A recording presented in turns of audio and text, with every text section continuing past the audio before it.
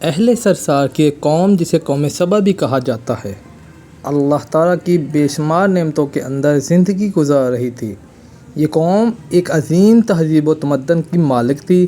حضرت داؤد علیہ السلام اور حضرت سلیمان علیہ السلام کی باعظمت حکومتوں کے بعد ان کی حکومت زبان زد خاص و عام تھی۔ کہا جاتا ہے کہ یہ لوگ گندم کے مغز سے آٹا پیس کر روٹیاں پکاتے تھے، لیکن اس کے برعکس وہ اس قدر اسراف کرنے والے اور ناشکرے تھے کہ انہی روٹیوں کے ساتھ بچوں کا پاک خانہ صاف کرتے تھے۔ بعد ازاں ان آلودہ روٹیوں کو اکٹھا کرنے سے ایک پہاڑ بن گیا تھا۔ پھر ایک صالح شخص نے وہاں سے گزرتے ہوئے ایک عورت کو دیکھا جو روٹی کے ساتھ بچے کے پاک خانے کے مقام کو صاف کر رہی تھی۔ اس شخص نے عورت سے کہا، تیرے اوپر افسوس، خدا سے ڈر، کہیں ایسا نہ ہو کہ خدا تیرے اوپر اپنا غضب دھائے اور تجھ سے اپنی نعمت چھین لے۔ اس عورت نے جواب میں مذاق اڑایا اور مغرورانہ انداز میں کہا، جاؤ جاؤ، گویا کہ مجھے بو سے ڈرا رہے ہو۔ جب تک سرسال جاری ہے مجھے بو سے کسی قسم کا کوئی خوف نہیں ہے۔ کوئی زیادہ عرصہ نہیں گزرا تھا کہ اللہ تعالیٰ نے ان لوگوں پر اپنا غضب ڈھایا۔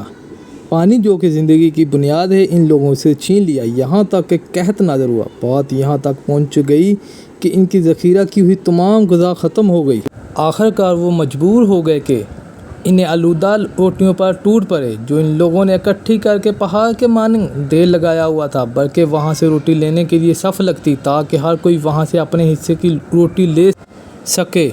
کفران نعمت، قحط اور ان کی بدحالی کے بارے میں متعدد روایات موجود ہیں۔ سورہ نحل کی آیت نمبر 112 اور 113 میں یوں ارشاد ہوتا ہے، اور اللہ نے اس بستی کی بھی مثال بیان کی ہے جو محفوظ اور مطمئن تھی، اس کا رزق ہر طرف سے باقاعدہ آ رہا تھا، لیکن اس بستی کے رہنے والوں نے اللہ کی نعمتوں کا انکار کیا تو خدا نے انہیں بھوک اور پیاس کا مزہ چکھایا، صرف ان کے ان اعمال کی بنا پر کہ جو وہ انجام دے رہے تھے، اور یقیناً ان کے پاس رسول آیا تو ان لوگوں نے ان کو جھٹلایا تو پھر ان تک عذاب آ پہنچا کہ یہ سب ظلم کرنے والے تھے۔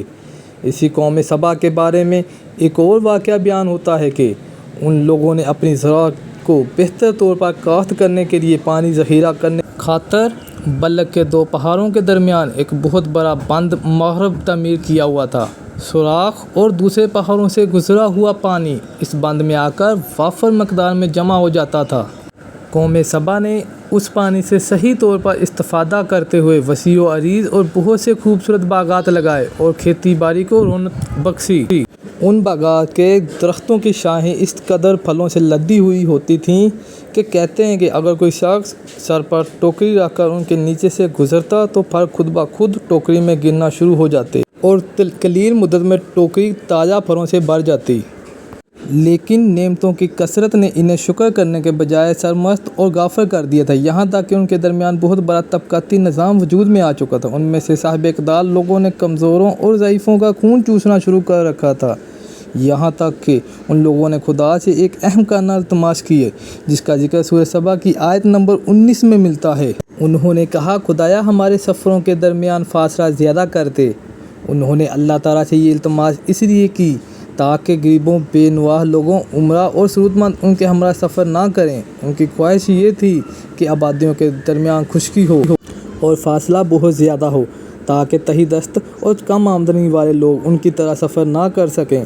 اللہ تعالیٰ نے ان مغرور پیٹ کے پجاریوں پر اپنا غضب نازل کیا۔ بعض روایتوں کے مطابق ان مغرور لوگوں کی آنکھوں سے دور صحرائی چوہوں نے معرب نامی بند کی دیواروں پر حملہ کر کے انہیں اندر سے کھوکھلا کر دیا۔ ادھر سے بارشیں زیادہ ہوئیں جن کی وجہ سے سیلاب آ گیا اور اس بند میں پانی بہت زیادہ اکٹھا ہو گیا۔ اچانک بند کی دیواریں ٹوٹیں، اس سے ایک بہت بڑا سیلاب آیا جس میں تمام دیہات، آبادیاں، مال مویشی، باغات، کھیتیاں، ان کے محل اور گھر پانی میں غرق ہو کر نابود ہو گئے۔